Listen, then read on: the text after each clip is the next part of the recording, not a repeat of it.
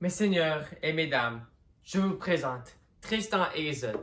L'amour, la jalousie, la féodalité et la tragédie ensemble.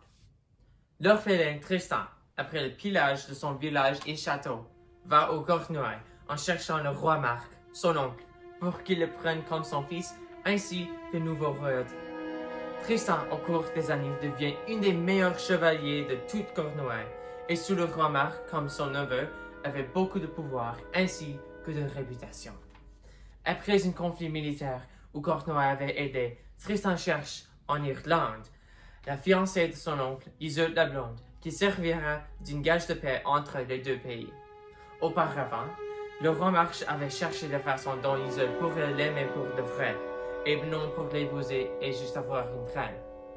Il consulte donc une sorcière pour une filtre d'amour, pour avoir de l'amour pour ce frère, où les deux doivent faire boire du même verre le même filtre. Tristan trouve que, sur le navire, Isolde a des mal de mer. Pour les remédier, Tristan offre à boire du vin pour qu'elle puisse sentir mieux. Mais on découvre que ce vin était vraiment un filtre. Ils se trouvent donc unis par une passion fatale et que rien ne pourrait l'éteindre. Les deux retournent au Cornouailles pour se rencontrer avec le roi Marc, mais aussi pour se avouer l'amour pour l'un l'autre.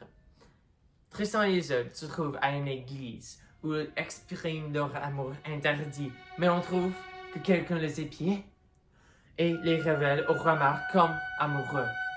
Le roi est furieux et condamne Tristan au mort et Isolde aux prison pour la vie. Les deux échappent et vivent dans une forêt avec toutes sortes de créatures et menaces. Pendant 3 ans, ils vivent sans contact avec le monde extérieur, une vie très dangereuse et misérable. Pendant ce temps, Tristan est blessé par une flèche empoisonnée, et la connexion entre lui et Isolde est la seule bande qui peut lui sauver. Le roi Marc est informé par un de ses vassaux d'une cabane au centre du forêt.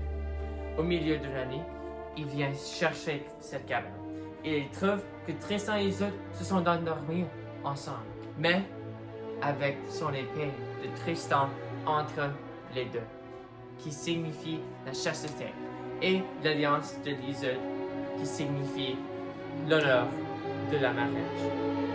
Avec tout silence, il remplace les deux objets, l'épée par le sien et l'alliance par le sien, et il les laisse tranquilles. En réveillant, les deux se trouvent avec les objets qui appartiennent au roi Marc et réalisent qu'ils sont pardonnés. Mais pour garder l'honneur, Tristan s'exile et retourne à Isolde son oncle pour maintenir le respect de la relation de seigneur et vassal. Tristan s'exile au Bretagne.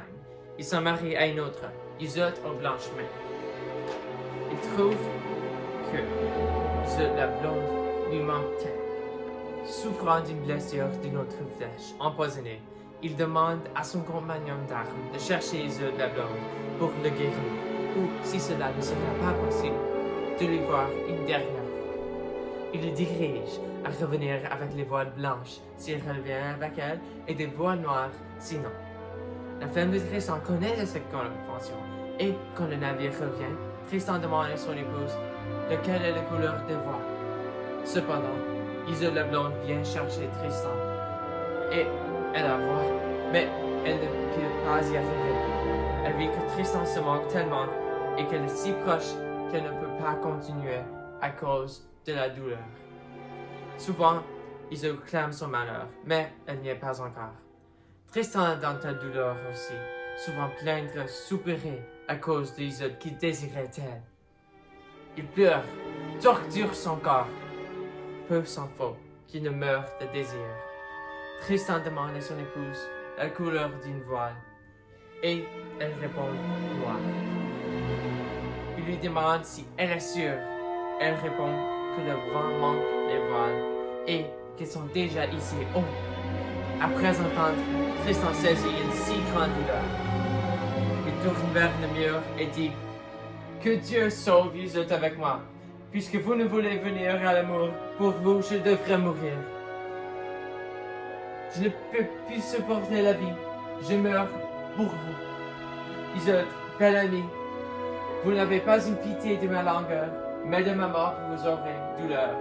Et c'est, mais, ami, une grande confort que vous ayez pitié de ma mort. Ami les autres, amis les autres, amis les autres. Et à la quatrième fois, il rend l'esprit.